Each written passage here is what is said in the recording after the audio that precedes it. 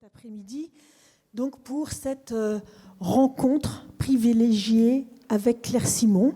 C'est vraiment une chance, un très très grand honneur, un plaisir que une cinéaste de cette qualité prenne le temps de parler de son travail, de son œuvre, comme elle le sent, comme elle le veut. Elle a pris le temps de préparer un document pour vous.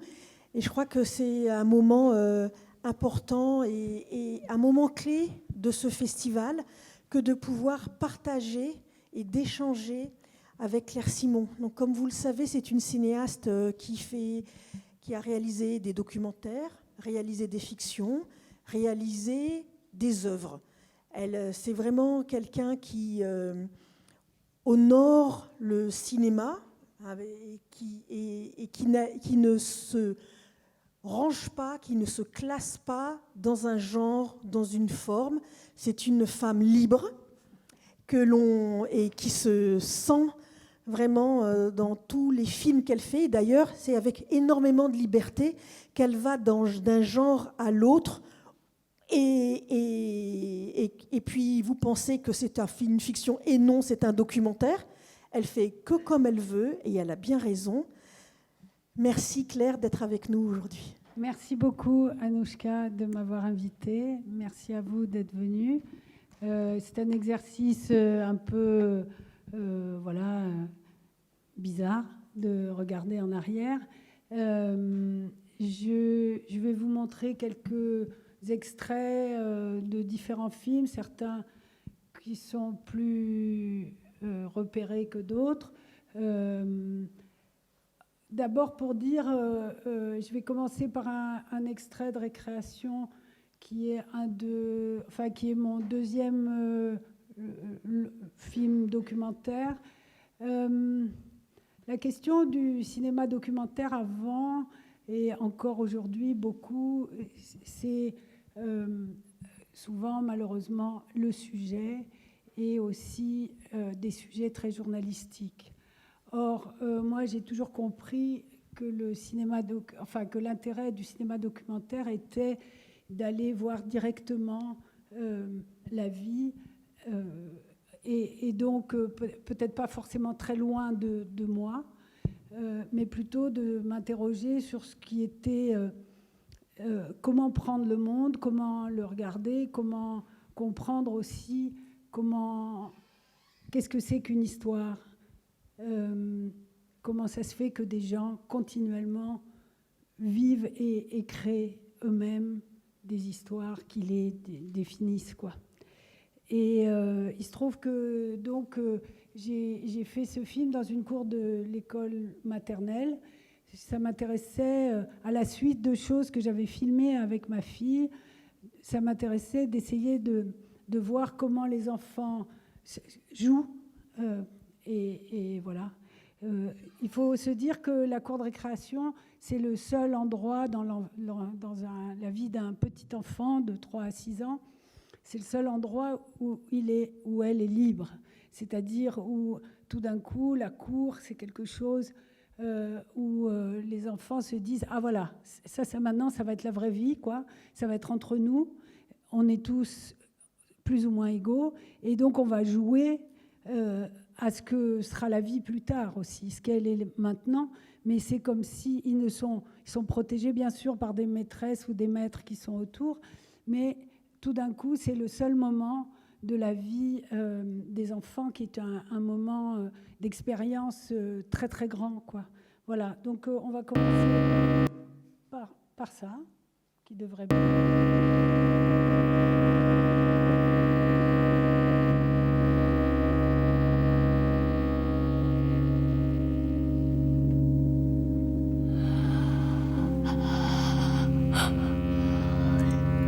L'impuissance de l'homme à gouverner et à contenir ses sentiments, je l'appelle servitude.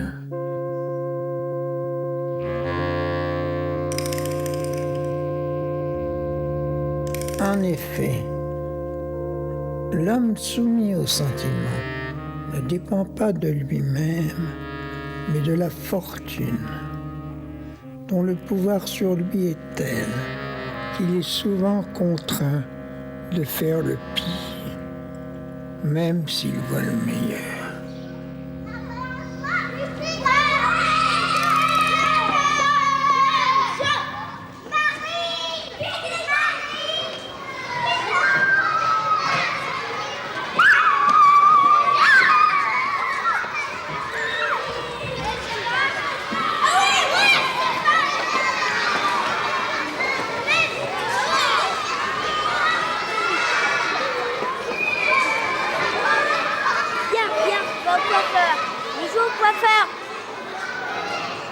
Arrêtez-vous là!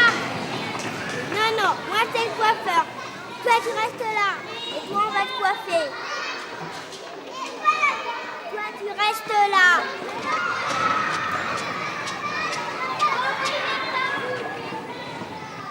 Alors, attends, pousse-toi. Toi tu vas là-bas. Tu te mets là. Moi je reste là. Voilà, tu t'assieds. Là.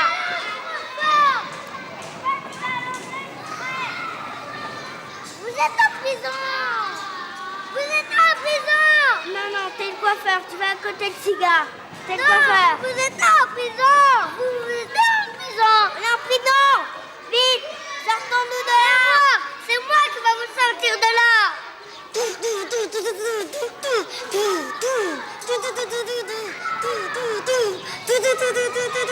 Faut sortir!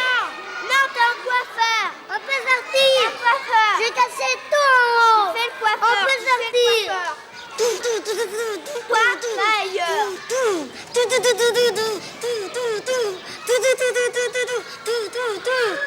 sortir!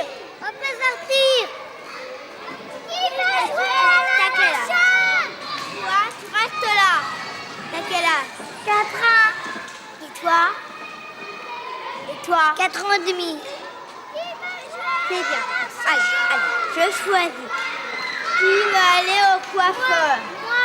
Alors, moi. Frédéric. Et après, c'est toi et toi. Après, on reste avec moi toujours. Parce que moi, je suis un coiffeur. Et je suis un papa. À vous, à toi et à toi. Qui veut jouer à la maman? Tenez, là, il y a des papas. Vous voulez jouer à la maman? Non. Vous voulez jouer à la maman? Va au lit.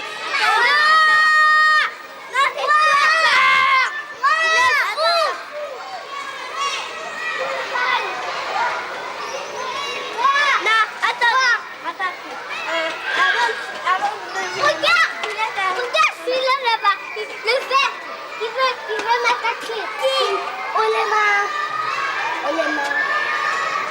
C'est moi qui vous ai aidé. Regarde celui-là. Celui-là. Regarde, il est dans la prison. Il veut nous attaquer. Aidez-moi, je suis dans la prison. Mais non.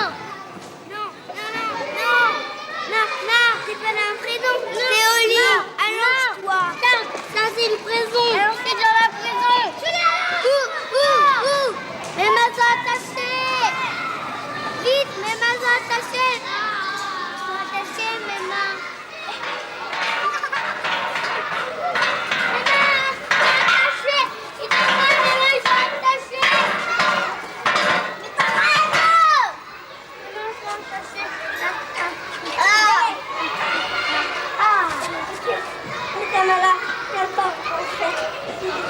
Arrête!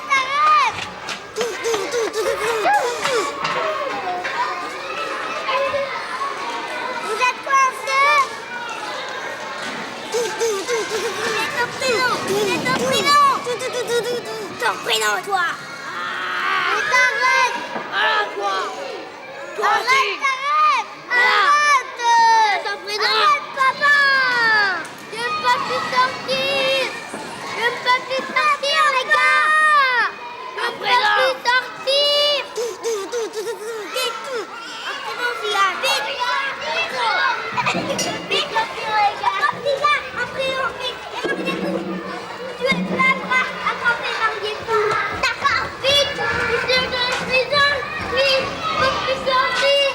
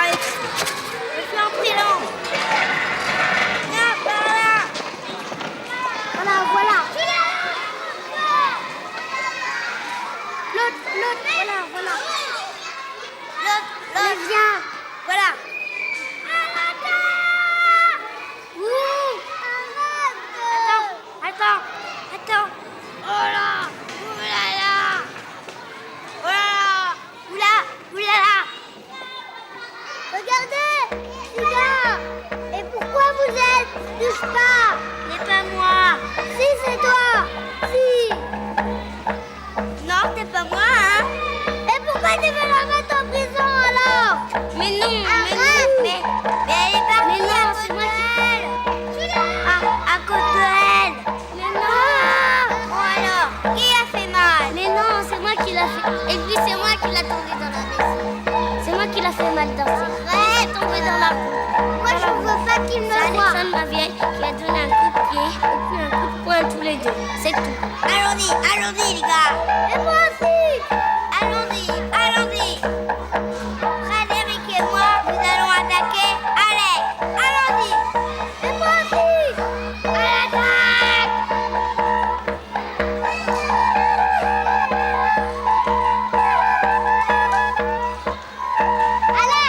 Alex, il est là.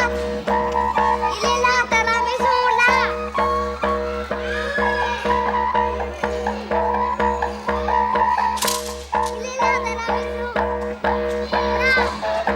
Oulala.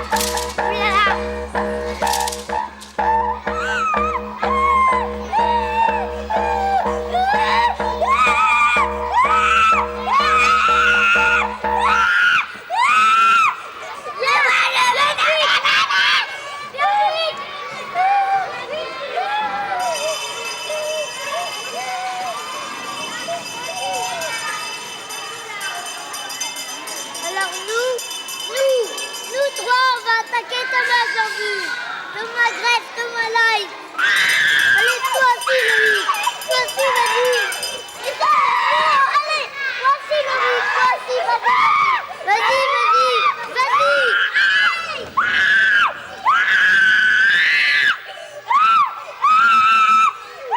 Pourquoi t'as fait ça? Parce que lui, il voulait vous mettre en prison.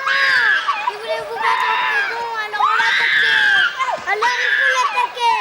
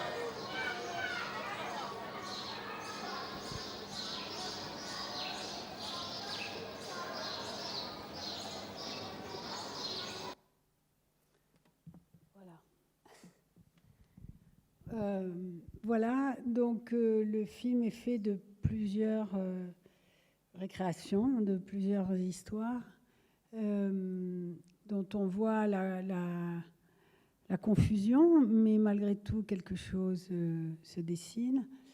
Un garçon qui voulait aussi bien faire le coiffeur se retrouve en prison et finalement, c'est lui qui est accusé d'avoir mis les filles en prison et donc il est attaqué et finalement raccompagné en pleurant par les filles.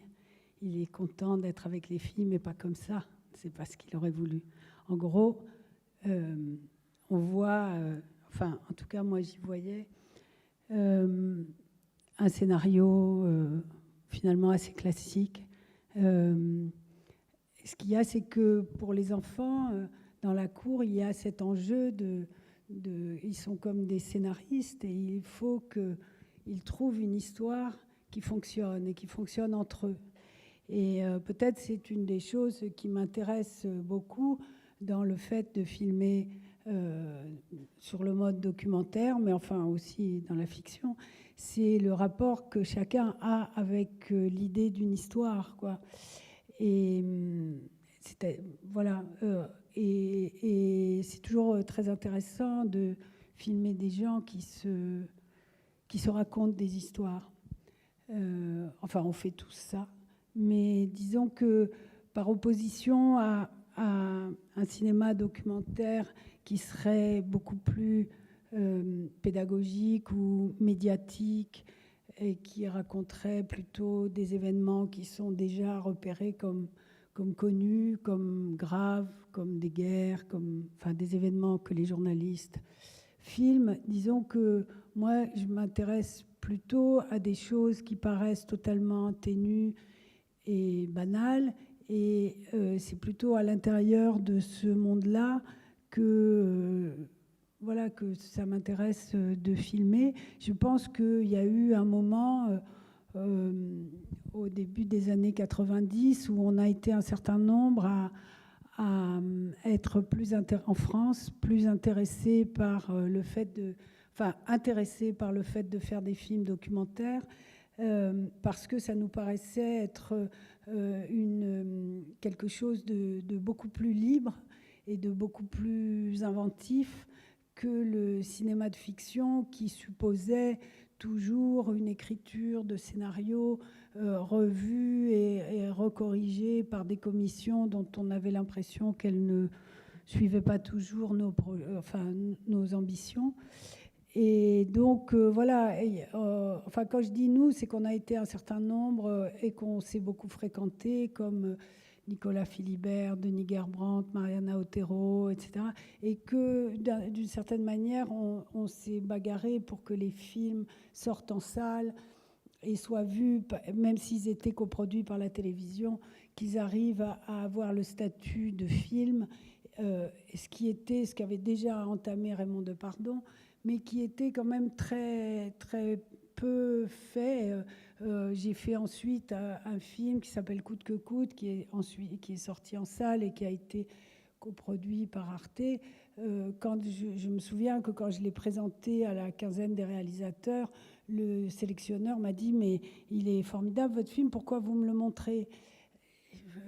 Parce que c'était un documentaire. Et il m'a dit voilà, ça doit aller. Donc on a quand même difficilement, mais réussi à obtenir que une partie du public considère que le cinéma documentaire est du cinéma au même titre, et parfois, pour certains, de manière plus aventurière, du cinéma, quoi. Voilà. Donc ce film a été présenté ici, et peut-être certains d'entre vous l'ont vu. Je m'étais dit que j'allais vous montrer. Alors, il faut que je fasse un peu des manipulations. C'est ça, les documentaristes, on fait tout seul, mais c'est plus simple. Voilà. Je vais vous montrer un autre film que j'ai fait beaucoup plus tard, un autre film documentaire. Je m'étais dit que ce qui était comme ça, vite fait, intéressant, c'était de regarder ce que le documentaire... Par exemple, ce que je vous ai montré de récréation, c'est infaisable en fiction, quoi. Ça n'existe pas. Vous ne pouvez pas commencer une scène sans du tout savoir où elle va et de voir à quel point les protagonistes sont traversés. Alors, je vais ici, c'est tout à fait autre chose. Bon. Il ne m'obéit pas, le disque. Bon, on va voir s'il se décide à m'obéir. Mais... non, il reste bloqué. Bon. Ah, voilà. Voilà. Donc, alors, récréation, vous voyez que j'interviens pas du tout, que la question, c'est que ce qui anime les enfants est beaucoup plus important que le fait que je les filme, voilà, j'essaye, moi, avec ma caméra, de comprendre ce qui se passe dans la cour et de comprendre dans leur histoire. Et pendant longtemps, j'ai pensé que je ferais des films, si je faisais des films documentaires, que je serais absolument silencieuse et que je n'interviendrais pas. Et puis, j'ai un peu changé d'avis. Et j'ai... Et aussi, enfin voilà, je voulais vous montrer un extrait d'un film que j'ai fait beaucoup plus tard, peut-être 10 ans après, qui s'appelle Mimi, et qui est une idée comme ça c'est le portrait de... Enfin, c'est pas le portrait, j'ai filmé quelqu'un qui était quelqu'un de banal dans la vie, enfin quelqu'un qui n'était pas connu, quoi, disons, puisqu'au fond, ce à quoi on assiste dans notre monde, c'est ça, c'est que les gens qui ne sont pas connus sont des gens banals. C'est une chose qu'on peut interroger. Et donc, ce qui était très intéressant pour moi, c'était d'essayer de raconter le roman d'une vie à travers elle, parce qu'elle avait une qualité exceptionnelle, qui était qu'elle avait beaucoup de souvenirs dans sa tête, un peu comme, mais qui prenaient la forme de scènes, qui étaient comme... Elle racontait des scènes, beaucoup de sa vie. Et j'avais eu envie de... J'avais déjà tourné 2 longs métrages à Nice, un long métrage de fiction qui s'appelle Sinon Oui, qui raconte l'histoire une histoire vraie que j'ai reconstituée, qui raconte l'histoire d'une jeune femme qui simule une grossesse pour garder son mari à côté d'elle et qui vole un enfant. Et puis, j'avais aussi fait un film, donc Coûte que coûte, dont j'ai parlé, qui est les débuts, qui est 1 an d'une petite entreprise de plats cuisinés où on voit la guerre économique vue de l'intérieur de l'entreprise. Et ici, c'est le 3e film que j'ai tourné à Nice. Et l'idée, c'était plutôt de se dire, voilà, je l'emmenais dans des lieux de la ville et que j'avais choisi. Et en plus, comme j'avais tourné 3 films dans cette ville, je lui demandais simplement d'être avec moi dans cet endroit et d'attendre qu'un souvenir vienne. Et chaque fois, c'était un pari que la réalité du moment et de sa mémoire allait chercher un souvenir.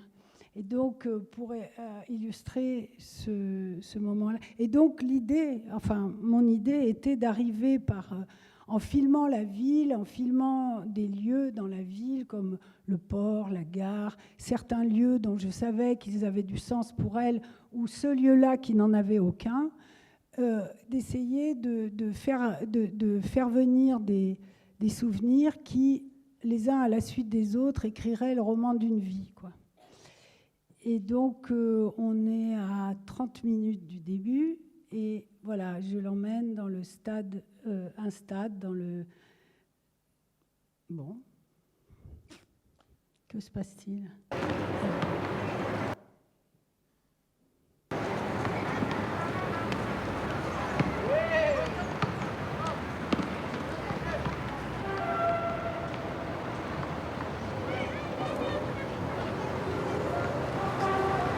Il est beau ce stade, j'étais jamais venue. Tu m'as dit que c'était un stade municipal. Mmh. Ça, c'est quand même chouette, quoi. Parce que moi, quand j'étais ado, quand j'étais môme, ça n'existait pas. Ah oui ? Il y avait les cours de tennis, mais c'était pas pour nous, quoi. C'était les riches qui allaient jouer au tennis. Les petites jupettes blanches des nanas, les messieurs tout en blanc. Je me souviens quand la fille de ma voisine arrivait d'Afrique, elle venait tous les 2 ans, elle restait à peu près 6 mois. Elle était très belle et j'en étais amoureuse, quoi. Elle m'appelait quand elle allait jouer au tennis et donc je restais comme ça des heures à la regarder jouer. Déjà pour moi c'était une métamorphose parce qu'elle arrivait avec des robes, avec L'été, elle avait des capelines. Et quand elle rentrait dans le vestiaire, j'attendais qu'elle sorte, quoi. Et elle sortait avec une petite jupette blanche à plis, des tennis. Elle était belle, elle était bronzée. Je revois encore la couleur de sa peau caramel sur ce blanc.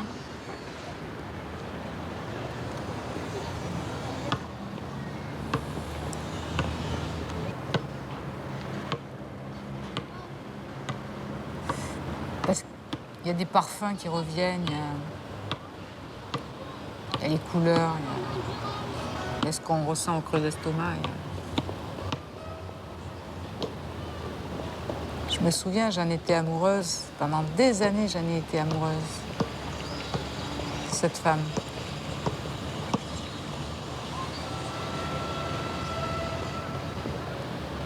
Elle sortait beaucoup le soir. Et je sais que de ma chambre, je l'attendais. J'attendais qu'elle passe dans la cour. Et elle avait des talons. Et quand elle arrivait, j'entendais le bruit des talons dans la cour. J'entends encore le bruit des talons dans la cour, où elle traversait la cour. Et je me mettais à la fenêtre dans la nuit, je me levais, j'allais à la fenêtre.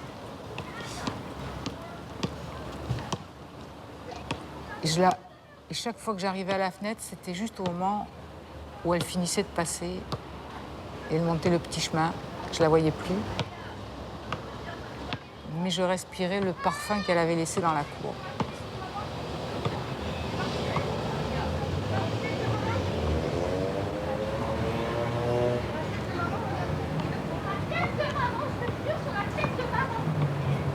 Elle me faisait rêver, cette femme. Et chaque fois qu'elle partait, après, au bout de 6 mois, qu'elle repartait en Afrique, retrouver son mari, elle me laissait toujours un flacon de parfum. La fin, il restait que quelques gouttes au fond du flacon. Et je le gardais. J'en ai gardé plusieurs de ces flacons pendant très, très, très longtemps.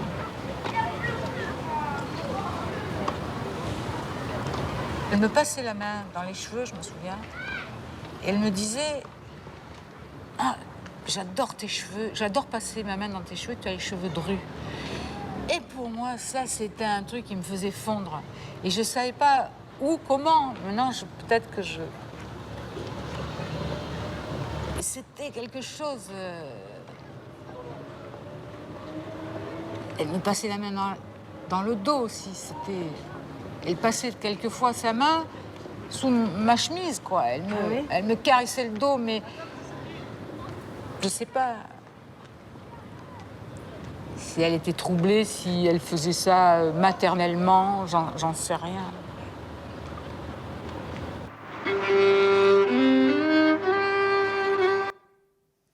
Voilà. Donc ce film est fait comme ça de rapport entre deux consciences, quoi, la sienne et la mienne. Moi, je filme le lieu et on voit là, puisqu'elle n'est jamais venue là, comment tout d'un coup un souvenir, quelque chose se dessine à partir du lieu où on est, de ce qu'on perçoit et de ce qu'elle perçoit. Et on est à 30 minutes du début et c'est la première fois qu'on comprend que cette femme n'aime que les femmes. Et ça vient comme ça dans un stade municipal où elle prend sa mémoire, sa sensibilité prend appui sur des tas de petites choses, la couleur de la peau des gens, comment ils courent. Et à un moment, quand elle raconte son souvenir de cette femme qu'elle attendait tous les soirs dans la cour de chez elle, elle dit « J'entendais les talons dans la cour et nous, on a vu que c'est le ballon que l'enfant fait rebondir. » Et donc, c'est cette chose que j'essayais de poursuivre dans ce film. C'était à la fois la mémoire qui constitue le roman d'une vie, et en même temps comment cette mémoire se projette et est évoquée et revivifiée et réamenée à la conscience par le monde où on est, l'instant où on est, quoi. Voilà. Et donc, voilà. Et ce film raconte comme ça, morceau par morceau, lieu par lieu,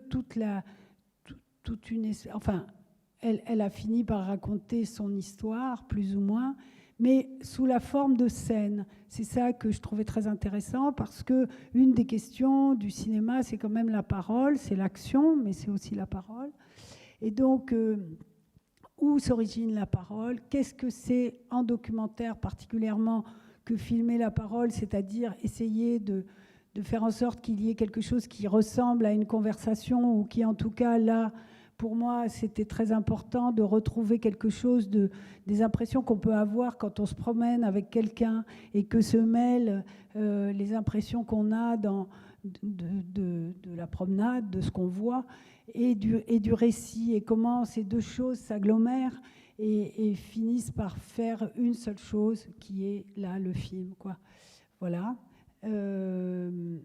Et ensuite, alors, parce que le temps passe, oui, je voulais vous montrer. Est-ce que je vais avoir le temps? Ça va être court. Je voulais vous montrer quelque chose qu'on ne peut pas faire en documentaire. Un crime. De temps en temps, il est intéressant de faire de la fiction pour pouvoir faire un crime. Je vais quand même vous le montrer. Et puis je montrerai d'autres choses après. Donc plus tard, moi j'ai grandi dans le sud de la France, à la campagne, dans une région où il y a beaucoup de feux, et où, voilà. Le feu, c'est une des choses les plus difficiles à filmer pour les cinéastes de fiction. Les plus grands s'y sont cassés les dents. Il y a des gens comme Spielberg qui n'a pas réussi. Donc, je mets la barre très haut. Non, je plaisante. En tout cas, voilà, le feu, l'incendie, c'est quelque chose qui est plus grand que le cinéma. C'est-à-dire, c'est dangereux, etc. C'est comme la guerre, d'ailleurs, mais là, c'est naturel. Et donc, j'ai écrit une fiction à partir d'une histoire dont j'avais quelques petites bribes, et qui était l'histoire d'une fille incendiaire, une fille de 15 ans, dans le village tout près de chez moi. Et donc, c'est un film sur l'adolescence, et c'est une jeune fille très en colère, qu'on voit pendant la première partie du film. Elle a un cheval, et elle est très arrogante avec son cheval, et tout ça. Et donc là, je me suis dit que l'idée, c'était de dire qu'est-ce qu'on ne peut pas faire en documentaire? On ne peut pas filmer ça. Donc je suis partie un peu en amont. Donc elle est très en colère, elle est très amoureuse d'un... L'histoire, c'est qu'elle a été... elle est tombée, et un pompier l'a ramassée et lui a dit ça ne me plaît pas que tu restes toute seule. Elle a une mère anglaise, elle est mal considérée dans le village, etc. Et donc, du coup, elle a été attirée par ce pompier. Et voilà. Donc, elle est avec ses copains, ils s'entraînent à s'embrasser. Et puis, va arriver la possibilité du feu.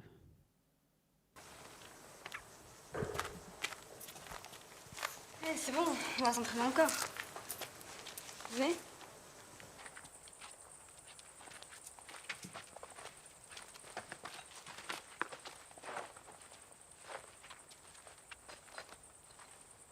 C'est bizarre. C'est le dieu. Arrêtez vos conneries. Il va se manifester, tu vas voir.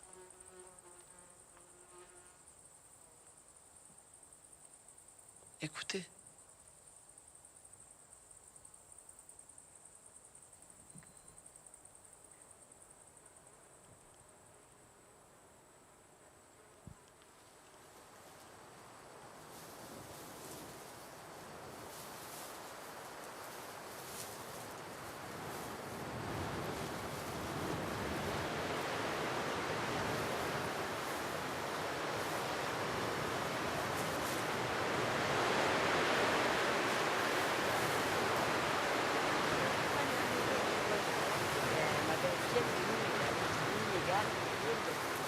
stylo, c'était trop petit. La Twingo, la couleur, elle ne me plaisait pas. Franchement, celle-là, elle a le dégoût de c'est un peu exagéré quand même. Contente? Oui, mais elle, c'est pas pareil. Amanda, on ne dit pas bonjour aujourd'hui? Bonjour. Ouh là là, le chapeau qui s'envole, vite!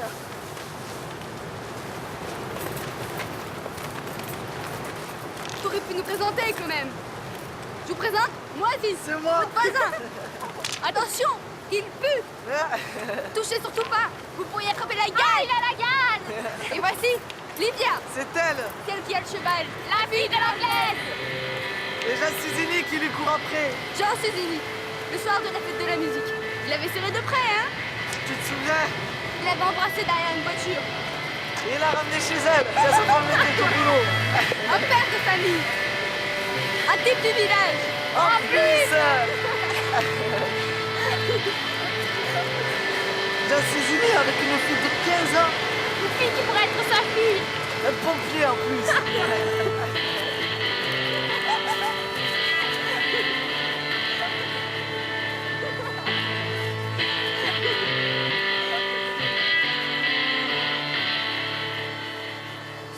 Il est pas beau ce camion?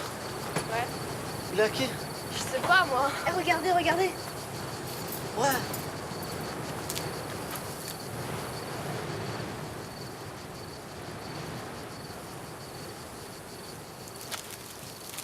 C'est bien ici. C'est chez qui? Je sais pas. Au vieux qui peut-être. Faut que je demande à ma mère.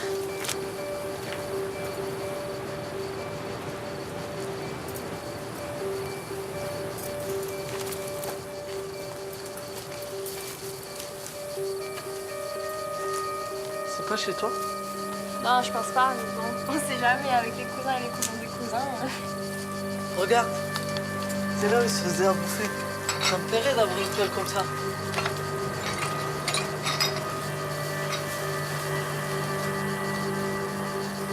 Tu serais pas tranquille là?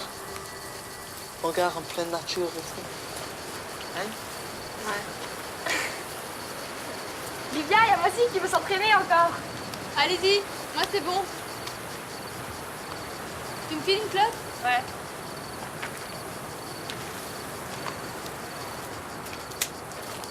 Viens avec nous? Non, pas maintenant.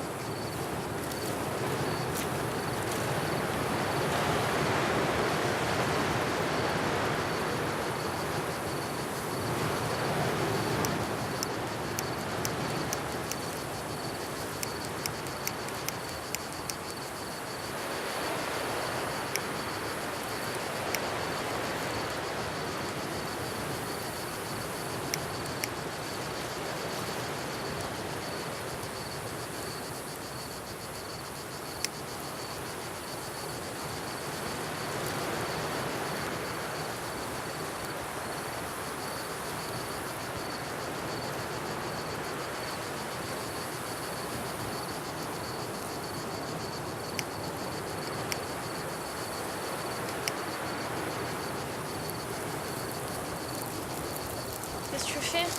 Un bouquet. Et tu vas tout cramer? Mais non, ça c'est un bouton. Arrête!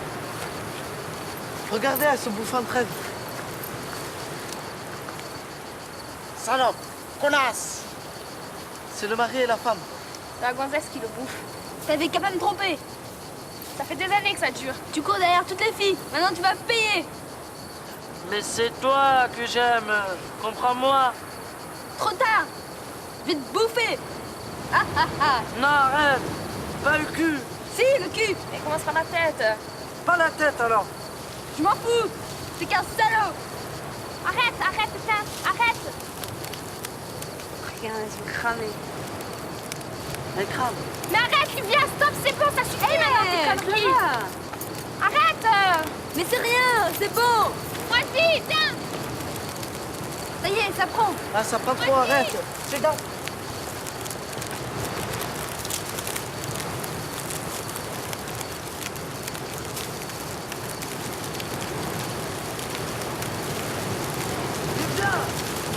Livia, allez. Non. Allez, moi aussi, viens.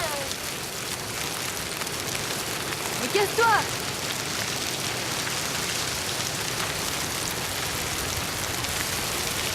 Livia. Pars-toi! Non!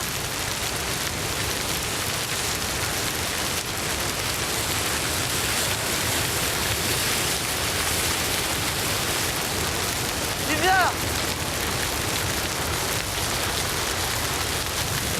Livia! Stop-toi!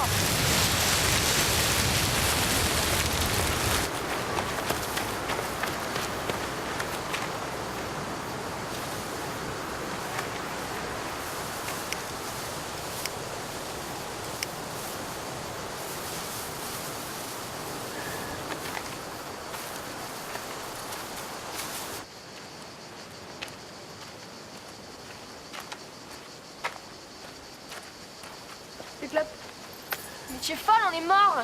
Mais quoi, c'est fini le feu. Je croyais que t'étais une rebelle. Mais regarde! Ah ouais, putain. Regarde, là, faut y aller. Vas-y, viens! Allez. Mais faut y aller, là, allez. Allez, viens! Allez.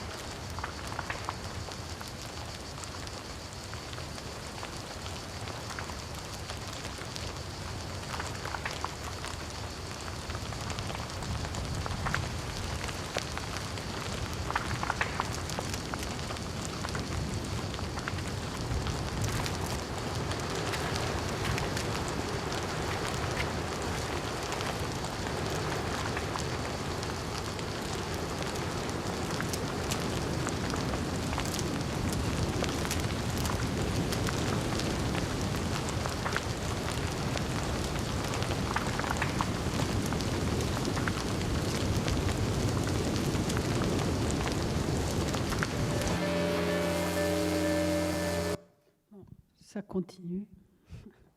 Encore, c'est juste le début du feu. Non, voilà, ça, c'était un film que j'ai trouvé très intéressant à faire parce que disons que c'est un film catastrophe, entre guillemets, et que tout est fait en vrai. C'est du vrai feu. Et donc, l'intérêt pour moi était d'arriver justement à ne pas réduire ce qui était un événement comme un incendie de forêt qui va devenir énorme et qu'on va voir devenir de plus en plus grand. Donc, cette jeune fille est comme une... Voilà, elle appose sa fureur sur le monde, en tout cas sur le monde qui l'entoure. Et le défi, l'intérêt, c'était pour moi d'arriver justement, dans ce que je disais avant, à ce que le feu reste très grand, reste réel et ne semble pas... Alors, il y a des références dans le cinéma de films sur le feu qui sont très réussis et très artificiels. Je pense à Carrie de Brian De Palma, par exemple. Mais là, l'idée était plutôt de raconter vraiment cette projection sur le monde de sa fureur et que cette projection soit absolument réelle, quoi. Et voilà. Je ne sais pas après si vous avez d'autres... questions. Après, j'ai fait un film un peu mixte entre le documentaire et enfin, j'ai fait souvent des films mixtes, mais je voulais... là, j'enchaîne un peu parce que j'ai l'impression qu'on n'a pas beaucoup de temps. Mais si vous voulez me poser des questions après, je voulais rendre un petit hommage à Marie Laforêt. Il faut que je retrouve, voilà, ça doit se trouver là-dedans. Voilà. Donc on a, zut, excusez-moi, ça a perdu le... Donc ça, c'est un film que j'ai fait qui s'appelle Les Bureaux de Dieu et qui est un film vraiment mixte, documentaire et fiction, dans le sens où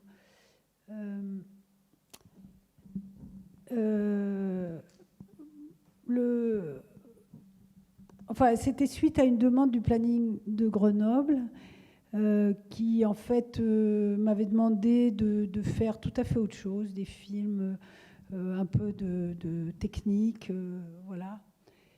Ils avaient demandé à différentes personnes, et puis moi, j'avais répondu. Et en fait, je suis allée au planning à Grenoble avant 2000, en 98 ou quelque chose comme ça. Et j'ai passé une semaine là-bas et j'étais extrêmement impressionnée. Donc il faut se dire qu'on est quand même en 2000, on est 25 ans, non ? Après la 75-2000, oui, ça fait 25 ans, après la loi Veil, après donc l'autorisation de l'avortement. Donc c'est tout à fait, c'est pas du tout une question militante au sens d'obtenir des nouveaux droits. La contraception et l'avortement sont autorisés en France, mais le planning familial est une association où il y a des femmes et des médecins qui reçoivent des jeunes filles et des femmes qui demandent de l'aide, soit pour avoir la pilule, soit pour des informations, soit pour comment se faire avorter, soit comment avoir un enfant. Enfin, il y a toutes sortes de questions qui ont à voir avec le choix des femmes d'être maîtres de leur corps. Et d'ailleurs, ce film, nous l'avons montré avec Anouchka de Andrade en Colombie. Voilà. Et c'était très impressionnant. Et donc là, c'est un lieu particulier puisque tout le monde vient avec l'anonymat, la sécurité de l'anonymat. Donc comment raconter, et moi je trouvais que ce qui se passait au planning était absolument très important à raconter, qu'on voyait le questionnement à la fois des jeunes filles et des femmes qui venaient consulter, à la fois de celles qui les recevaient, qui essayaient d'inventer chaque jour une nouvelle liberté pour les femmes, avec cette question du choix, de choisir si j'aurai un enfant ou quand j'aurai un enfant ou comment sont les relations sexuelles, de manière à ce qu'elles ne fassent pas des femmes des êtres mineurs et soumis, ce qui a été le cas jusqu'à aujourd'hui. Et donc, c'était un endroit extraordinaire, à mon avis, de raconter ce qui se passait. J'ai assisté à beaucoup d'entretiens que j'ai enregistrés et j'ai mis très longtemps à trouver le système, mais je me suis dit que pour arriver à raconter la grandeur de ce qui se passait au planning familial, il fallait que je le fasse en fiction, puisque je ne pouvais pas, ça n'avait aucun sens de filmer ou de flouter les visages des gens et tout ça. Et donc j'ai enregistré les entretiens et ensuite et la vie, les discussions, les médecins, les discussions, les réunions, quand on buvait un coup, etc. Et je l'ai fait dans plusieurs plannings. Je l'ai fait à Marseille, à Grenoble et à Paris. Et une fois que j'avais tout ça, j'ai monté ça sur le papier. J'en ai fait avec avec deux anciennes étudiantes. On a fait un scénario, quoi, comme si on faisait un film documentaire. Et il était sur le papier, quoi. On l'avait monté. Et ça, j'ai choisi de le mettre en scène en proposant à des actrices très connues de jouer les conseillères. Donc il y a Nathalie Baye, Nicole Garcia, Béatrice Dalle, Isabelle Carré, Rachida Brakni, il y a Michel Boujna qui joue un médecin, et il y a, vous verrez, Emmanuel Mouret et Lolita Chama qui font les stagiaires. Voilà. Et ça, c'était du côté de ceux du planning. Et de l'autre côté, c'était des gens qui n'avaient jamais joué, des jeunes filles, des jeunes femmes, qu'on cherchait, qu'on a trouvé au fur et à mesure, qui ressemblaient enfin, en tout cas, qui pour moi pouvaient incarner le texte de ces femmes que j'étais seule à avoir vues dans la réalité. Et donc, c'est une remise en scène de ce que j'avais vu au planning, avec l'idée d'essayer de montrer ce que c'est que l'écoute, quoi, de part et d'autre. Parce que j'ai découvert en étant au planning, ça continue dans la question de qu'est-ce que c'est que filmer la parole, qu'est-ce que c'est que la parole.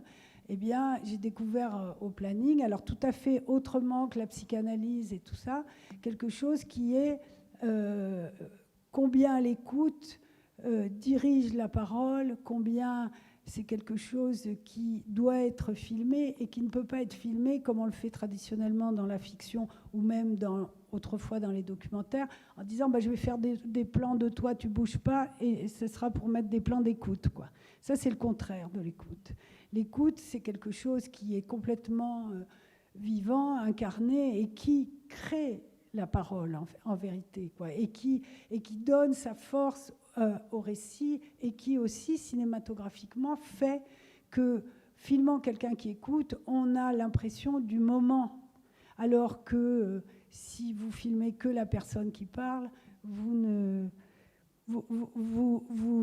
commencez à être obnubilé par le sens de ce qui est dit et moins par cette impression de moment, quoi, qui est une chose fondamentale au cinéma, qui est aussi la présence du corps. Le cinéma filme d'abord le corps. Et donc, voilà, j'ai donc remis en scène entièrement, en fiction, ce scénario documentaire qui était fait que de mots que j'avais enregistrés et entendus. Et donc là, comme Marie Laforêt nous a quittés, elle n'était pas un rôle plus important que d'autres, mais voilà, en hommage à elle, je vais montrer un entretien où c'est elle qui fait la conseillère. Voilà. Pardon. C'est pourquoi? Pour savoir si elle est vierge, c'est tout. J'ai compris. Alors, je peux parler avec la jeune fille, s'il vous plaît? J'ai un rendez-vous. Pardon. C'est ça. Bonjour. Bonjour. Bonjour. Bah, on va le recevoir, comme il y a quelqu'un pour le recevoir, non? Oui, mais tout le monde est occupé, là. Donc, oui, Pierre. Ou toi, ou les deux. Mais oui, mais moi, je dois rester à l'accueil et Pierre et moi, on n'est pas encore très... C'est juste pour avoir un rendez-vous. Ouais. On en a marre d'attendre. Oui. Non, mais pas un véritable entretien, mais plutôt un quoi tranquille pour qu'ils puissent expliquer leur demande. D'accord.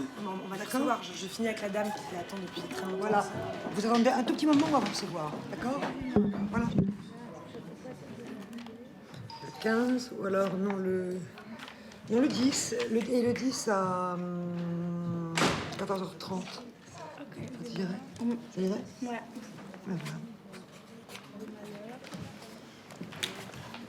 Au revoir. Regarde quelle heure. C'est chaud.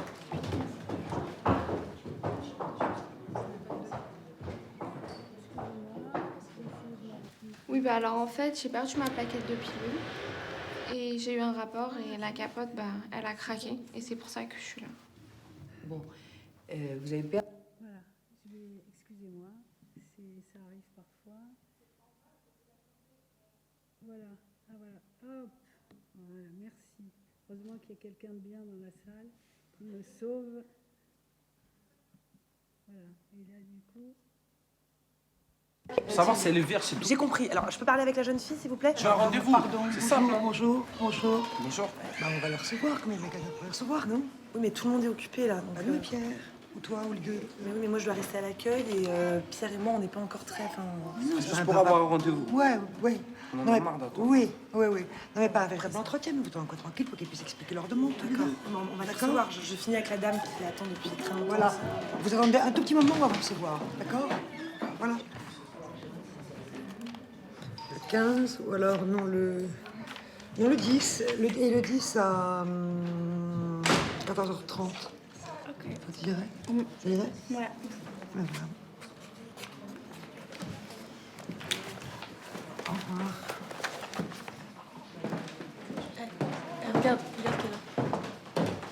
C'est chaud.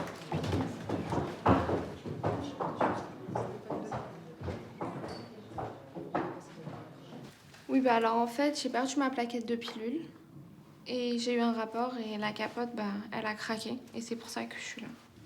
Bon, vous avez perdu votre pilule. Oui, Bon, et quand ça? il y a 15 jours.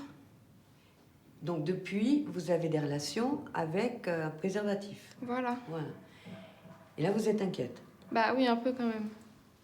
Et qu'est-ce qui se passerait si vous étiez enceinte? Je crois que ma mère, elle me tue. Bon, vous dites ça quand même avec le sourire, hein. Elle vous tue, ça veut dire quoi, ça?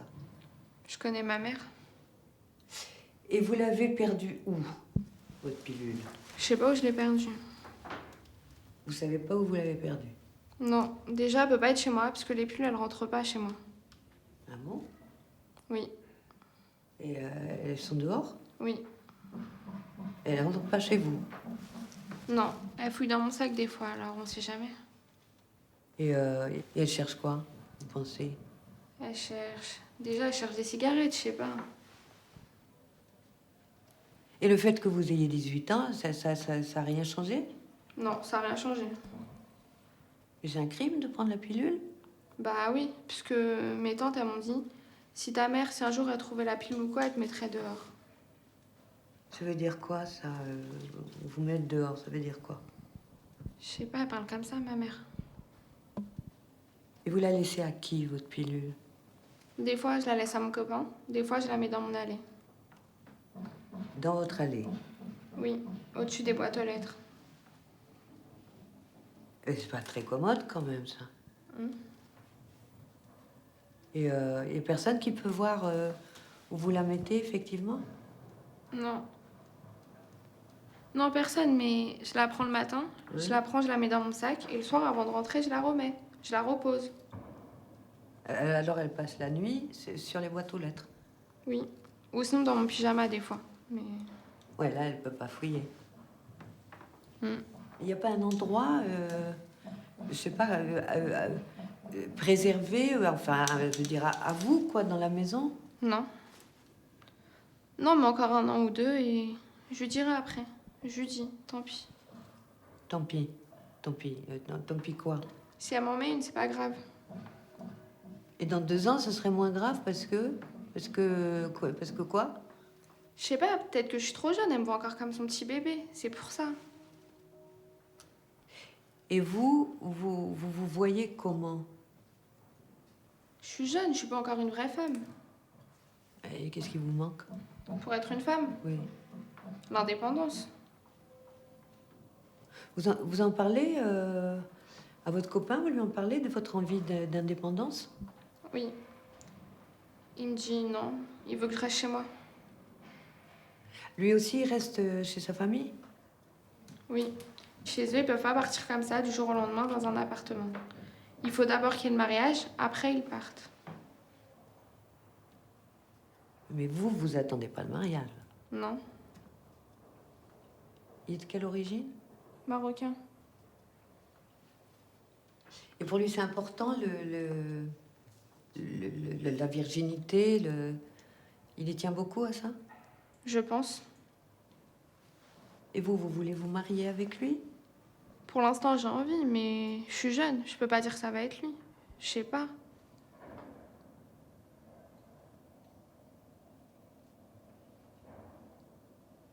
Et il me dit qu'il voudrait que sa copine soit examinée par un médecin pour savoir si elle est vierge.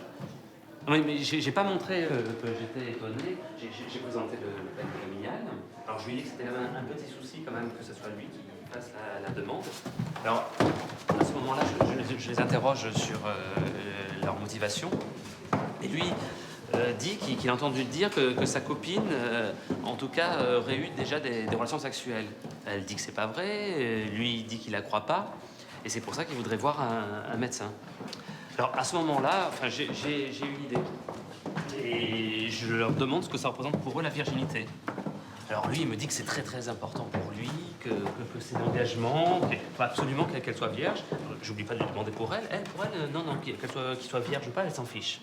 Je creuse la discussion, et là, je m'aperçois que ça fait plusieurs mois qu'ils sont ensemble et qu'elle n'a toujours pas couché avec lui. Elle n'a pas envie pour l'instant.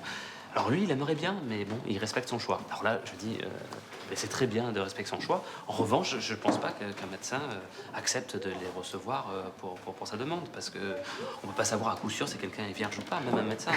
Attends, mais pourquoi il ne le croit pas? T'as demandé ça pourquoi? En fait, c'est qu'à ce moment-là, il y a Emmanuel qui est intervenu pour, en tout cas, déplacer la discussion sur la notion de confiance. Oui, et du coup, la fille a dit au garçon, mais si j'avais eu des relations sexuelles avec d'autres garçons, je vois pas pourquoi j'en aurais pas avec toi. Mais lui, il voulait rien savoir. Il disait qu'il y avait des rumeurs, des copains qui disaient des trucs sur tu vois. Et c'est là qu'on a parlé de l'obligation ou non d'avoir, en tout cas, des relations sexuelles quand on est amoureux. Voilà. Et la jeune fille disait trop rien à ce moment-là. Et puis soudain, elle a pris la parole et elle nous a dit qu'à 12 ans, elle avait été victime d'attouchement par un voisin et que du coup, elle redoutait d'avoir une vie sexuelle. Et lui, il le savait pas. Hein. Oui, d'ailleurs, je crois qu'elle l'avait jamais dit à personne avant. Non, mais c'est intéressant, ça. Heureusement qu'ils sont venus, hein. Ah ouais.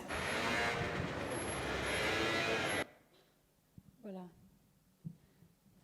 Donc, non, j'ai laissé l'autre histoire pour que vous voyiez un peu l'ambiance, enfin, cette idée de recréer cette ambiance du planning. Alors, Emmanuel Mouret et Lolita Chama sont les stagiaires qui ne reçoivent pas encore vraiment des gens, mais voilà. Donc, il y a cette idée que c'est un texte vraiment documentaire qui n'est avec... voilà. Mais par exemple, la jeune fille que vous voyez et ses mouvements de caméra un peu difficiles, heurtés, la jeune fille ce n'est pas elle à qui c'est arrivé. Elle est donc porte-parole. Elle a appris le texte par cœur mais évidemment, cette fille connaît cette réalité sans doute mieux que moi. Et c'est ce qui lui donne sa force et son aplomb formidable, je trouve. Enfin, je la trouve vraiment impressionnante. Voilà, c'est difficile de se rendre compte en la regardant que ce n'est pas d'elle dont elle parle, quoi. Et pour autant, c'est pas d'elle. Mais ces textes correspondaient, qui étaient des verbatims d'entretien, tellement puissamment à leur vie, à la vie de chacune très différente qui est venue, que je pouvais conserver ce rapport que j'ai et que a tout cinéaste qui fait du documentaire, c'est-à-dire que celui qui sait, celle qui sait, c'est l'acteur. Quand on filme en documentaire, le savoir est du côté de celui qu'on filme. C'est ce savoir qu'on essaye d'aller chercher, de découvrir. Et donc là, de nouveau, comme c'était des jeunes filles, des femmes qui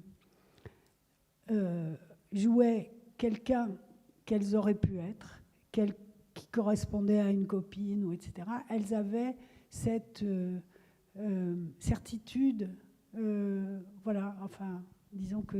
Et donc, d'un point de vue cinématographique, comme je voulais absolument que ça ne coupe pas, et qu'en même temps, je voulais faire des chants contre chants. C'est une contradiction totale, le chant et le contre-chant. Normalement, on coupe, et le cinéma vous fait croire qu'on peut tout voir. Et moi, j'ai fait des plans où on associait le chant et le contre-chant dans un seul mouvement, de manière à ce qu'on ait l'impression qu'on était réellement... on était réellement au milieu de la scène. La scène n'était pas coupée, elle était d'un seul tenant et elle avait lieu au moins à la première prise pour la première fois. C'est-à-dire que chacune des jeunes filles qui venaient ou des femmes qui venaient pour consulter passaient par un escalier et les actrices passaient par un autre escalier et elles ne s'étaient jamais vues et elles se rencontraient pour la première fois dans la prise, en ayant répété de part et d'autre, mais séparément. Donc j'ai essayé comme ça d'arriver à retrouver quelque chose, parce que bien sûr la fiction peut tout, mais il faut quand même le niveau de réalité, de force de ce que moi j'avais vu était très haut, quoi. Et je voulais absolument arriver à ce qu'on croit, qu'on ait une impression qui ressemble à celle que moi j'avais pu avoir pendant tous mes repérages. Voilà. Et je ne sais pas s'il nous reste un peu de temps. On va le prendre. Donc, il Je vais juste montrer, puisque c'est un festival très mondial ici, je vais vous montrer une séquence du bois dont les rêves sont faits.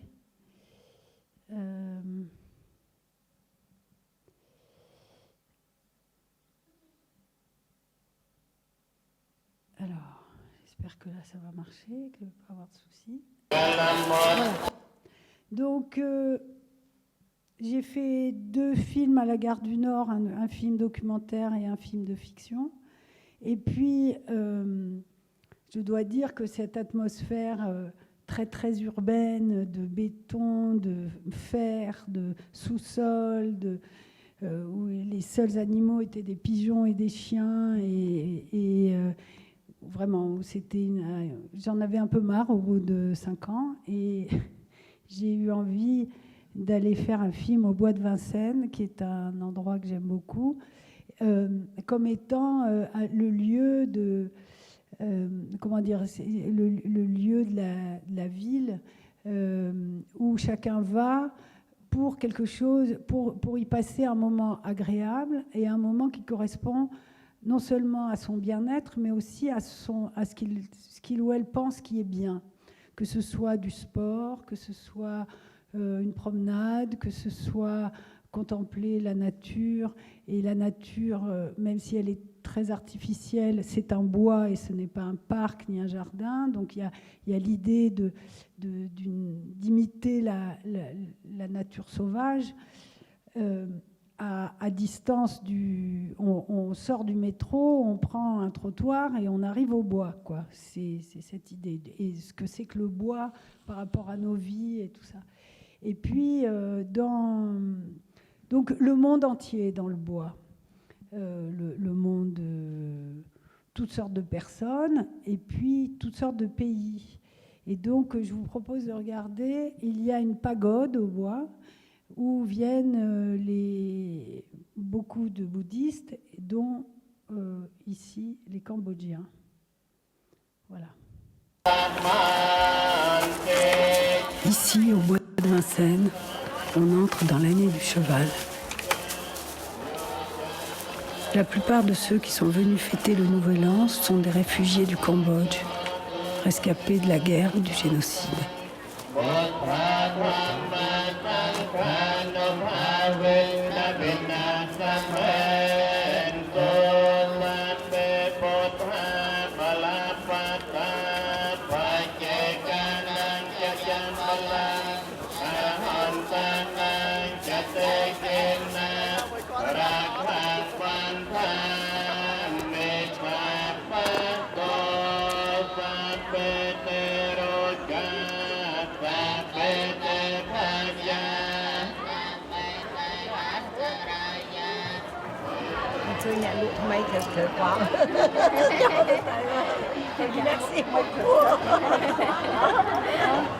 Avant, je travaille mécanicien pour couturier. Ah, d'accord. Oui, vous faisiez la couture? Oui. Dans les ateliers de couture? Oui.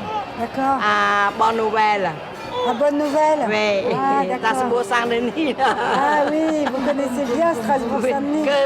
Que mon travail se connaissait, l'autre ne connaissait pas du tout. Oui.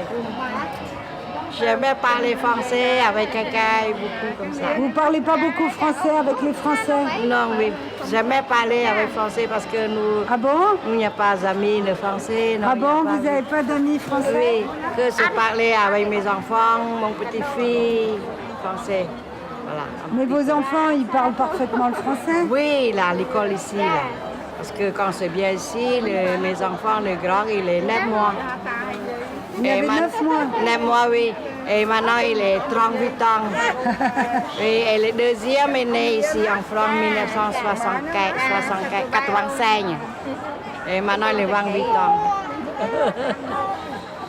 J'ai parlé beaucoup avec vous. Oh là là. Et quand vous êtes venu à cause du génocide? À cause du Pol Pot, là. Oui, ouais. du Pol Pot? Oui, voilà. On est arrivé ici.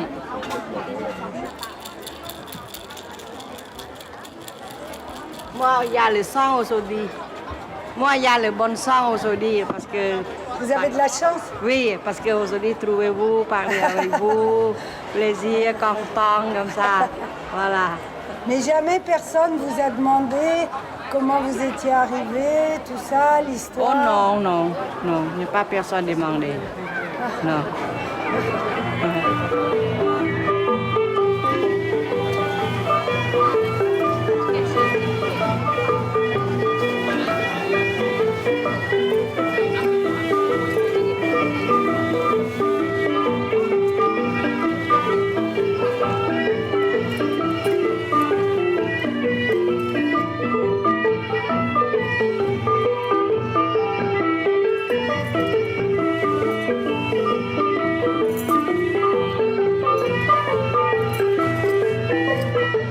Quand j'étais au Cambodge, j'ai vécu la période Khmer Rouge, donc eux, ils nous ont emmenés à vivre dans la forêt. Donc tous les souvenirs que j'ai de mon enfance, c'était avec la vie dans la forêt. Et quand je suis arrivée à Paris, j'ai pu aller à l'école jusqu'au lycée. J'étais à lycée Paul Valéry à côté. Ah oui? Voilà. Et donc j'ai découvert le bois de Vincennes en fréquentant ce lycée. Oui. Et je retrouvais mon petit Cambodge grâce au bois, au fait, grâce aux arbres, aux plants de la forêt. Et tous les dimanches, je venais rester même dans le bois. Je connais tout le parcours dans le bois. Je faisais du jogging, je restais avec des amis, des enfants. J'emmenais tout le monde à faire découvrir ce bois comme si c'est mon coin à moi, alors que non, le seul coin à moi, c'était au Cambodge, mais j'ai un repère par rapport à la forêt. Mais comment ils justifiaient ça, les Khmer rouges, par rapport au fait de vous mettre dans la forêt? Ils disaient quoi? Ah non, parce que eux, c'était leur programme d'élimination. Ils voulaient mettre dans la forêt pour qu'on travaille, pour nous réduire à des animaux. Voilà. Et vous y êtes allé avec votre maman? Pendant cette période, ils nous ont séparés. Les hommes vivaient à part, les femmes vivaient à part, les enfants vivaient à part. On n'était pas groupés, donc on était avec que des enfants. On n'avait pas le droit d'avoir une famille. Hein. La famille n'existait pas. La famille, c'est que l'organisation suprême. Et vous étiez... mais c'était les garçons ensemble, les filles ensemble, ou c'était mélangé les enfants, ils étaient ensemble tous. C'était plutôt des adultes qui ont été séparés. Et la forêt, elle vous paraissait amie quand même en tant qu'enfant? Je pense que grâce à la forêt qu'on retrouve plutôt un allié. Ouais. Oui. Ouais. Les humains, pas les humains, je veux dire les Khmer Rouges, les dictateurs. Ils étaient plus notre ennemi et puis nous on retrouve notre ressource, notre allié dans la forêt, et surtout comme nous on est un peuple bouddhiste, un peu animiste, pour nous dans la forêt il y a beaucoup d'esprits protecteurs aussi. Ouais. Donc parfois pour demander la protection des dictateurs à ne pas nous assassiner, on demande aux esprits de la forêt de nous protéger. Ouais. C'est par la croyance comme ça.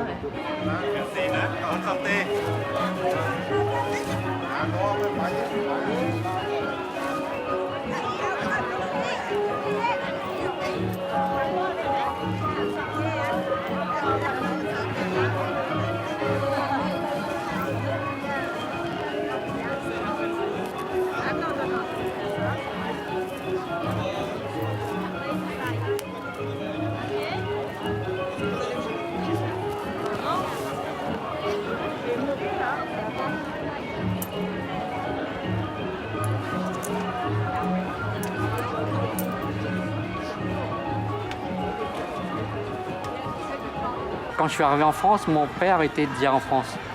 Ah, pour quelque temps, voilà. Après, il est reparti. Voilà. Depuis, j'ai pu revoir mon papa, voilà. Mais quand il est reparti au Cambodge, c'était déjà la guerre? Oui, c'était déjà 74, voilà, en 74, comme la guerre a commencé en 72, je crois. Voilà. il est retourné parce que maman était là-bas. Ouais. Et il ne faut pas laisser maman. Bien sûr. Et il y a encore mes sœurs encore là-bas. Voilà. Et votre maman? Et ma maman, voilà. Ah ouais. Et ma maman et mes sœurs. Ma maman, mes sœurs et ma nièce encore. Ma nièce, elle avait 1 mois à l'époque. Donc, elles ont pris le dernier avion. Ah oui? Ouais, il fallait courir sous les balles pour prendre l'avion.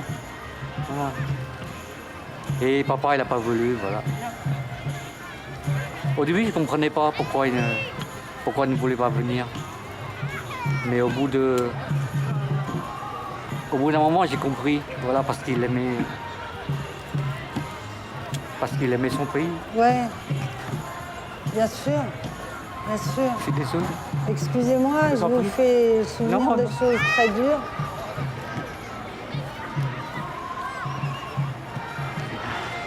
Mais bon, maintenant, c'est... Voilà. Maintenant, c'est... C'est un peu oublié, bon, c'est...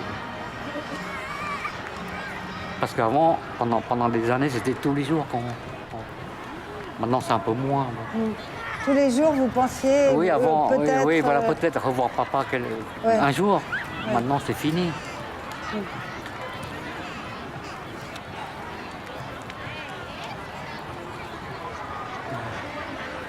Mais ça fait du bien d'en parler comme quelque part. C'est vrai.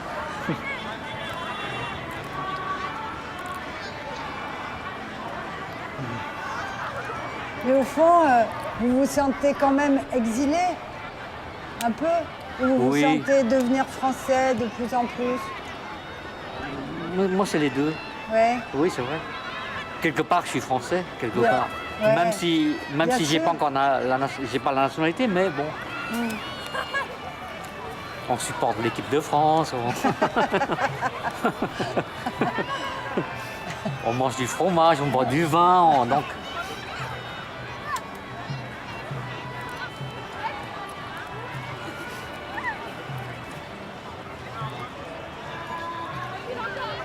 Ici, c'est bien, on a la liberté d'expression quand même. On est libre de dire ce qu'on veut quand même. Pas là-bas, malheureusement.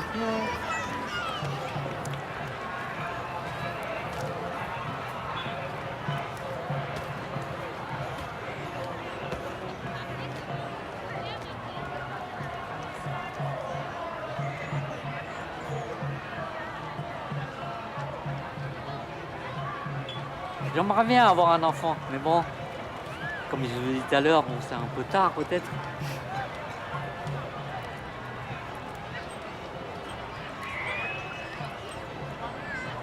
Parce que c'est quand même bien que quelqu'un nous appelle papa, par exemple. Ouais. C'est vrai. C'est un bonheur quand même. Mais c'est pas grave, bon. Tout le monde n'a pas d'enfant.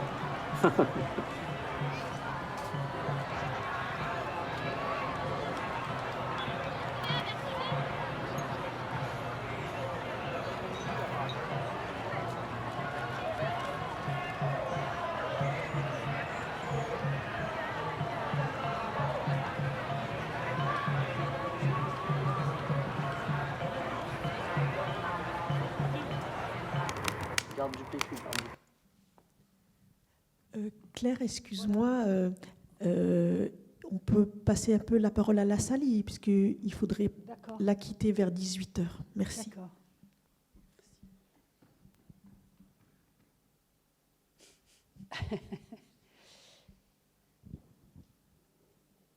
En tout cas, voilà, le film est beaucoup plus forestier que ça, mais je trouve que, enfin, j'étais tellement impressionnée d'une part que, au début, je disais le documentaire, voilà, est souvent pris par les questions journalistiques des guerres, etc. Mais on peut aussi se situer autrement, c'est-à-dire, eh bien, vous voyez,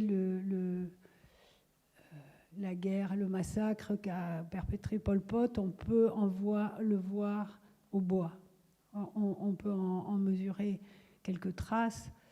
Et moi, je trouvais ça extrêmement impressionnant.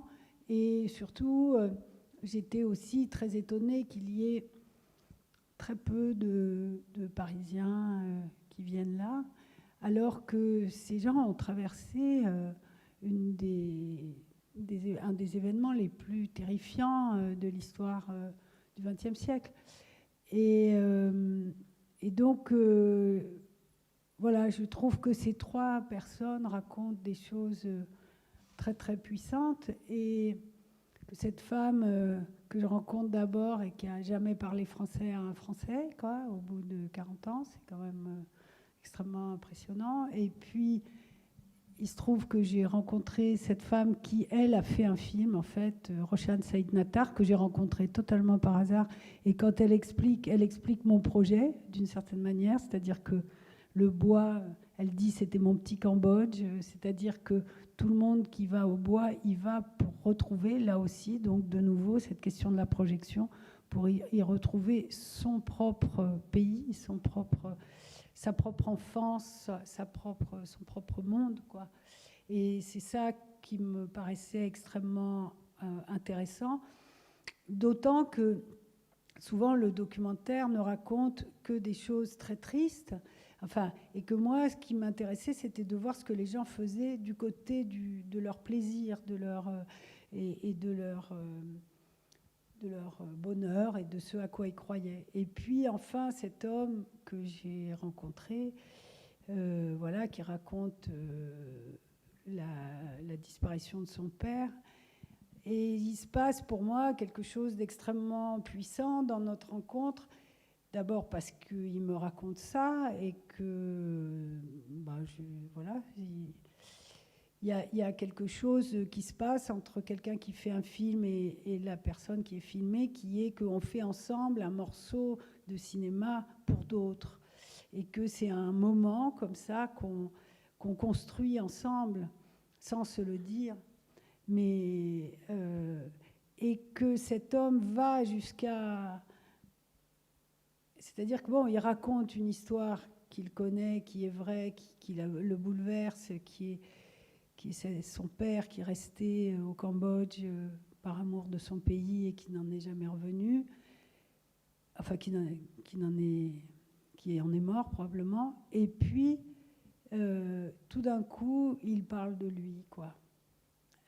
Enfin, en parlant de la France.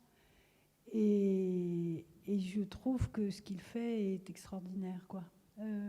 C'est-à-dire, c'est dommage que jamais personne ne l'appelle papa, quoi. C'est pour moi du grand art, voilà. Et voilà, c'est pour ça que je voulais montrer ça.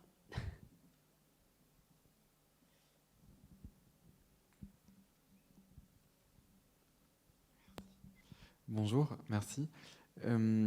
J'aimerais savoir en fait comment vous envisagez l'image dans vos films, parce qu'on sent effectivement dans tous vos films le pouvoir de la parole, où il y a quelque chose qui, dans même la construction, vient se construire sur la parole. Est-ce que du coup l'image vient juste entre guillemets soutenir le son, ou il y a quand même un travail de l'image? C'est quoi la balance en fait dans votre travail entre image et son? C'est moi qui fais l'image de tous mes films. Par exemple, ce que j'ai expliqué sur les bureaux de Dieu, le fait de vouloir faire des chants contre chants enchaînés en plan séquence, c'est forcément que l'idée de l'image est fondamentale. Je sais pas, quand on voit... je ne peux pas dissocier, c'est le rapport entre le son et l'image. Après, peut-être que moi, je suis intéressée par une image qui est travaillée, mais pas de la manière la plus académique. Mais pour moi, c'est indissociable. Simplement, la question, c'est plutôt comment... Enfin, là, dans le dernier exemple, je suis très... comment dire, j'ai pas le temps de construire quelque chose, mais ça se construit quand même, parce que malgré tout, eh bien, cet homme qui parle a une poussette vide derrière lui, quoi. Et je ne l'ai pas enlevée du cadre, etc. Elle est là, et cette poussette vide, elle appelle tout ce qui arrive après. Et on est entouré de tous ces gens qui c'est l'année du cheval avec ses ballons. Et je veux dire, il me semblait que le ballon qui s'éloigne était cet enfant qui n'arrivera jamais. Et donc, je ne peux pas dissocier. Enfin, pour moi, c'est entièrement... mais après, si vous voulez dire que est-ce que moi, je cadre, donc pour moi, ce que je cadre est beau, enfin, c'est ce qui m'intéresse. C'est vrai que enfin, c'est une autre... c'est le rapport entre l'image et le son, quoi.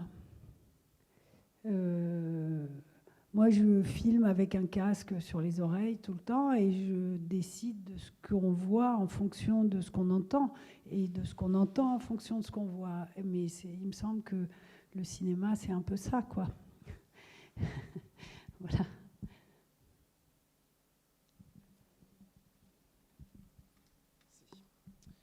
Bonjour. Bonjour. Moi, j'aurais voulu savoir...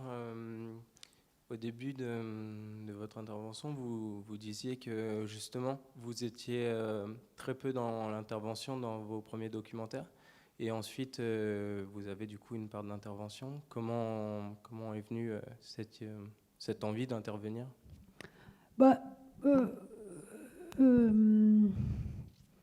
Évidemment, disons que le cinéma improvisé, qui est pour moi plus le nom du documentaire, le rêve, c'est de pouvoir filmer un film en direct, quoi, et de tout comprendre et d'avoir accès à tout, etc. Et puis, une fois, j'ai fait une soirée thématique dans laquelle j'ai fait un court-métrage où j'ai volontairement interviewé, mais de manière presque comique, une femme. Et ce rapport comme ça, direct, que j'ai beaucoup travaillé dans le bois, surtout, où là, je parle beaucoup, quoi.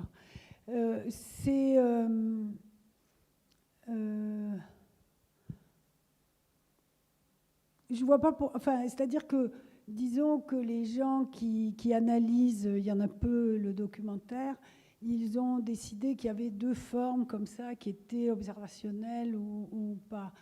Moi, je pense que c'est pas si important. Quand je parle et que c'est que je n'ai pas accès à un monde qui est suffisamment parlant tout seul, que j'arrive pas à rentrer dans ce monde suffisamment, et que donc je demande un peu le scénario aux gens, quoi. Mais je pense que c'est... Enfin, disons qu'on enseigne comme ça une grande différence et tout ça. Ce qui est parfois très beau quand on parle derrière la caméra, etc., c'est qu'on voit comment quelque chose advient, de la même manière que parfois, quand on n'intervient pas du tout, on voit aussi comment quelque chose se noue entre les gens. C'est ça plutôt le défi, de toutes les manières. C'est d'arriver à voir qu'est-ce qui est en train de se nouer, quoi, d'une manière ou d'une autre. Et au bois, par exemple, je n'ai fait que de rencontrer des gens parce qu'il était presque impossible d'être là et juste de filmer ce qui se passait, parce que ce sont des gens pour beaucoup seuls, ou qu'il n'y a pas un système institutionnalisé d'action. Alors le seul qu'il y avait, c'était les gens qui travaillaient dans le bois, et c'était ce qu'il y avait de moins intéressant, en fait, par rapport à ce que moi je cherchais. Donc ça dépend beaucoup. Là, la série que j'ai faite sur le village, sur l'USSA, c'est vraiment divisé en deux. Il y a les gens du cinéma documentaire qui sont complètement en cinéma direct, où je ne m'adresse jamais à eux et je saisis les histoires, comment elles se nouent. Et les agriculteurs, où c'est un monde plus lointain et où je je suis souvent en dialogue avec eux, quoi. Voilà. Je pense que, au fond, il faut juste... on a à notre disposition, comme dans le cinéma, tout un tas de registres et de formes, et qu'il n'y a pas de raison de ne pas les utiliser et de ne pas les mélanger, d'ailleurs. Voilà.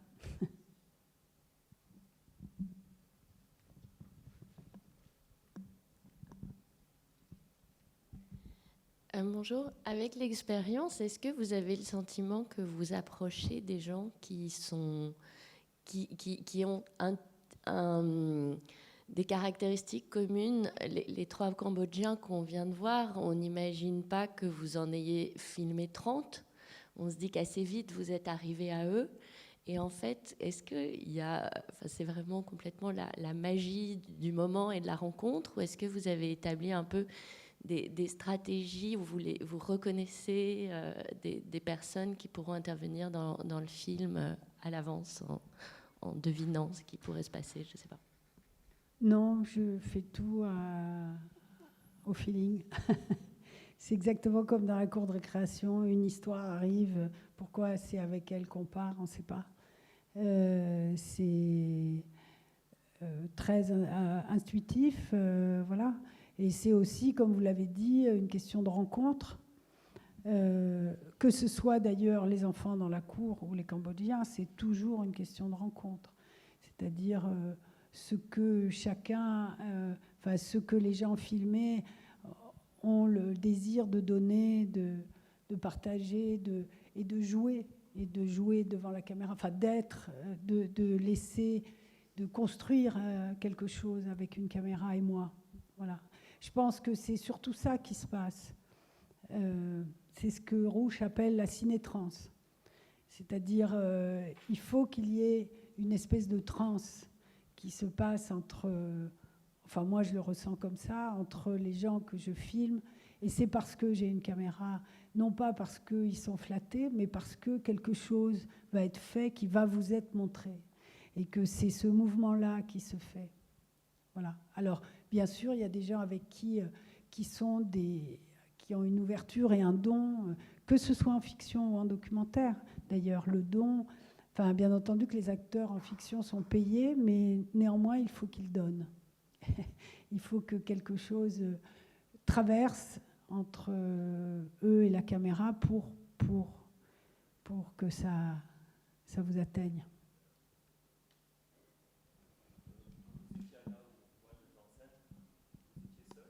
Non, on était entre 2 et 4.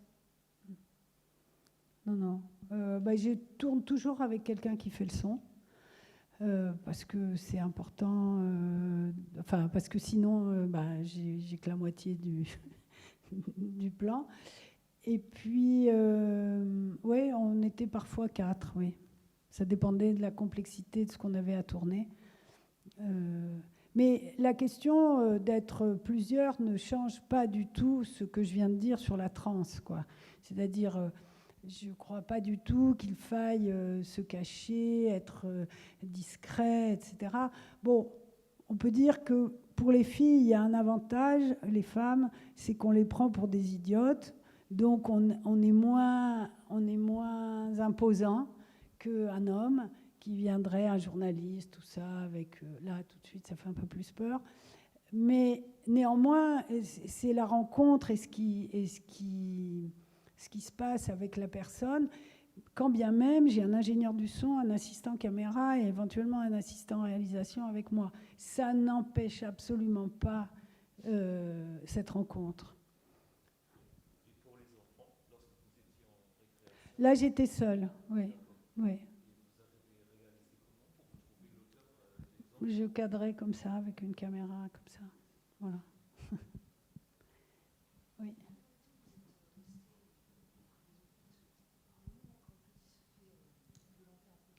Oui. Quand la question est autour de combien de temps j'ai tourné récréation? En fait, je crois... Oh, c'est gênant. Oui, bon. Allez-y. Bon, j'ai deux on n'en questions. meurt pas. Comment? J'ai 2 questions alors. Oui. Combien de temps vous êtes resté, combien de temps ça vous a pris de tourner, et est-ce que les enfants étaient habitués à votre présence dans la récréation avant d'apporter la caméra Et j'ai une deuxième question, c'est pas trop. Et la deuxième, c'est dans la scène où le petit se fait violenter, il tourne pas il tourne pas son regard vers vous, comme si le besoin d'autorité. Quel rôle vous aviez pour eux en fait? Ah mais je leur ai dit, je ne suis pas une maîtresse. Ouais, ok. D'emblée. Je leur ai dit, sauf si le sang coule, mais si le sang coule à flot, peut-être j'interviendrai, sinon non. Donc ils étaient fixés dès le départ. Et c'est des petits-enfants, donc ils vous croient, quoi. Et c'était vrai, d'ailleurs. Et par ailleurs, c'est toujours la même chose. Je n'ai pas montré d'extrait du concours. Voilà. Mais ce qui est le plus important, c'est ce qui se passe dans la scène. C'est-à-dire que c'est beaucoup... Il n'a pas le temps de me regarder, quoi. Et en plus, l'humiliation est telle qu'il ne va pas en plus demander de l'aide à un adulte. Je veux dire. Et puis, il hurle, mais... il donne des coups de pied, mais il ne le touche pas. Vous voyez, c'est un jeu, en fait. C'est ça, le jeu. C'est très c'est dur, mais c'est un jeu. C'est-à-dire, tout le monde joue. Voilà. Tout le monde joue, et ce jeu tourne un peu mal, en tout cas pour lui, parce qu'il y a une rivalité avec un autre garçon qui ne supporte pas que ce ne soit pas lui le chef, quoi. Mais non, je n'ai pas tourné très longtemps en récréation. J'ai tourné à la fin de l'année. Et c'était des morceaux entiers de récréation. Donc, tout ça est tourné dans un seul moment, qui est raccourci par le montage, mais qui est une seule, évidemment, récréation. Parce que chaque histoire naît, se développe et trouve en général son aboutissement quand la cloche sonne. Parce que la cloche, qui est le temps, fait que tout d'un coup, ça se transforme. Il faut absolument mettre un point final, quoi.